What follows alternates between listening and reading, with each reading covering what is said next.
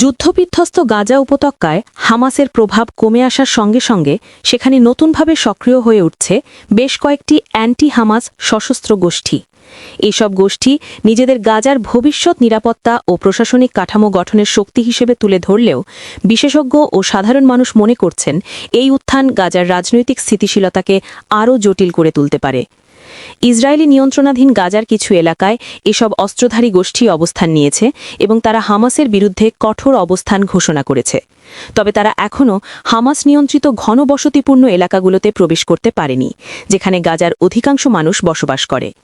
এদিকে বিশ্লেষকরা বলছেন, নতুন এই শক্তিগুলোর উপস্থিতি গাজায় ক্ষমতার এক নতুন প্রতিযোগিতা সৃষ্টি করেছে।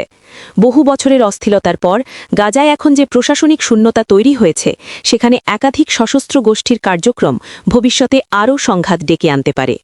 অন্যদিকে সাধারণ গাজাবাসীও এই পরিস্থিতিকে উদ্বেগের চোখে দেখছেন।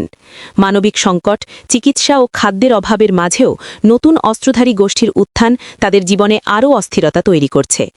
বিশেষজ্ঞরা মনে করছেন, গাজায় স্থায়ী শান্তি, পুনর্গঠন ও স্বাভাবিক জীবনযাত্রা ফিরিয়ে আনতে হলে প্রথমেই এসব নতুন মিলিশিয়ার সশস্ত্র প্রভাব কমিয়ে প্রশাসনিক ঐক্য গঠন করা জরুরি।